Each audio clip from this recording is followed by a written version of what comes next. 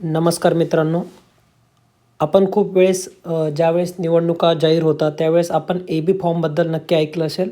तर आज आपण ह्या व्हिडिओतून जाणून घ्या, नक्की ए-बी फॉर्म काय असतो, नेमका त्याचा काय इम्पॉर्टन्स आहे किंवा तो कोणाला दिला जाऊ शकतो. जसं की आपण खूप ठिकाणी पाहिलं होतं की जे पण तुमचे पॉलिटिकल पार्टीचे वर्कर्स राहतात किंवा जे कार्यकर्ते राहतात त्यांना ए-बी फॉर्मसाठी त्यांचं आपण बघितलंच असेल महाराष्ट्रात आता नगरपालिका किंवा महानगरपालिकांच्या इलेक्शनसाठी काय झालं.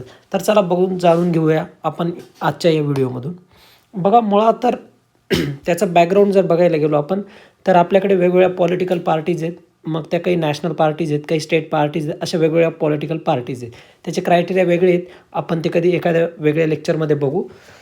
तर ह्या ज्या पॉलिटिकल पार्टीज आहेत, ठीक आहे. आता त्या काय करत असतात की कोणता आपला उमेदवार निवडून येऊ शकतो त्याला त्या पार्टीज काय देत असतात, तिकीट देत असतात, हे आपल्याला माहिती आहे.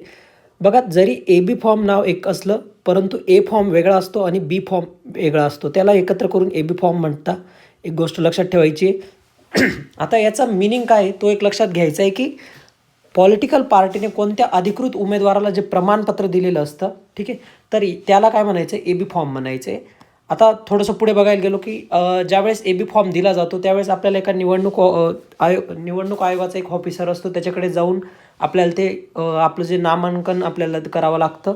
त्याच्यानंतर मग त्याचं स्क्रुटिनी होते आणि मग तुम्हाला वेळ पण दिला जातो की तुम्ही तुमचं नाव वापस घेऊ शकता की नाही, याच्याबद्दल आपल्याला ठाऊकच आहे.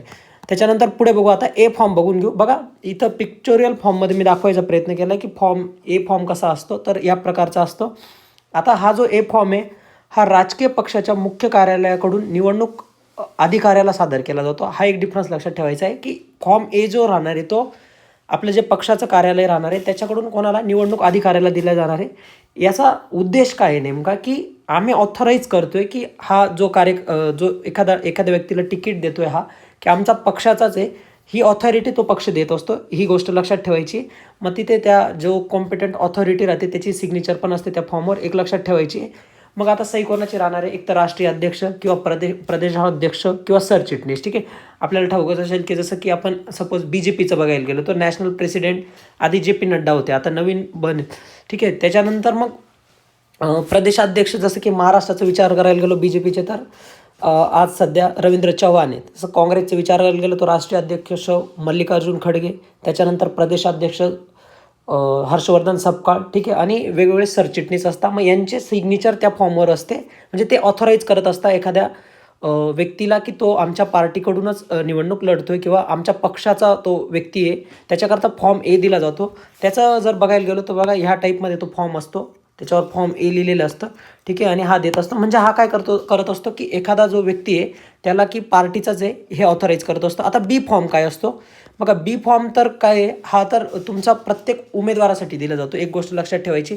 मग त्या फॉर्ममध्ये त्या उमेदवाराचं नाव, तो कोणत्या मतदारसंघातून निवडणूक लढवणार आहे याच्यावरची माहिती त्यात दिलेली असते, ठीक आहे. आणि त्याच्यानंतर मग याचा फायदा काय होतो की जसं की आपल्याला माहिती आहे की जसं BJPचा विचार करायला गेलो तर कमळ त्यांचं चिन्ह आहे, ठीक आहे. त्याच्यानंतर काँग्रेसचा विचार केला तर हाताचं पंजा, त्याच्यानंतर बहुजन समाज पार्टीचं हत्ती, आम आदमी पार्टीचं झाडू, विळा हातोडा जर विचार करायला गेलो तर आपण कम्युनिस्ट पार्टीचा, आणि NPP, ठीक आहे. तर ही आपल्या ह्या 6 नॅशनल पार्टीज आहेत तेवढ्याच इथं घेण्याचा प्रयत्न केला आहे.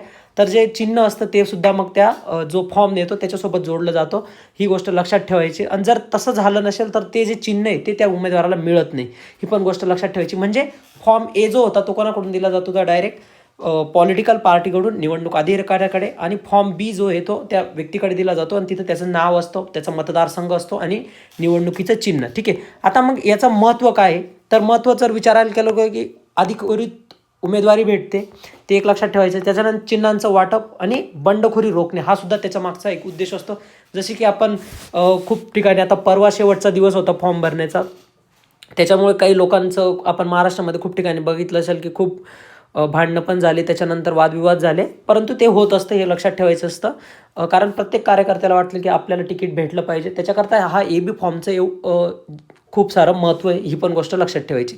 त्याच्यानंतर जर पुढे बघायला गेलो तर याच्यासाठी अटी काय आहे, एक आर-ओ असलो, रिजनल ऑफिसर त्याला आपण म्हणतो, ठीक आहे. त्याच्याकडे तो अर्ज सबमिट करावा लागतो, जो ए-बी फॉर्म भेटलेला असतो, ठीक आहे. म्हणजे हा कोण देत असतं, राष्ट्रीय अध्यक्ष देत असतात किंवा प्रदेशाध्यक्ष किंवा सरचिटणीस, जे पण त्या पार्टीचे असणार आहे ते देत असतात, ठीक आहे. त्याच्यानंतर मग एवढ्या सगळ्या गोष्टी आपल्याला लक्षात ठेवायच्या ए-बी फॉर्मबद्दल.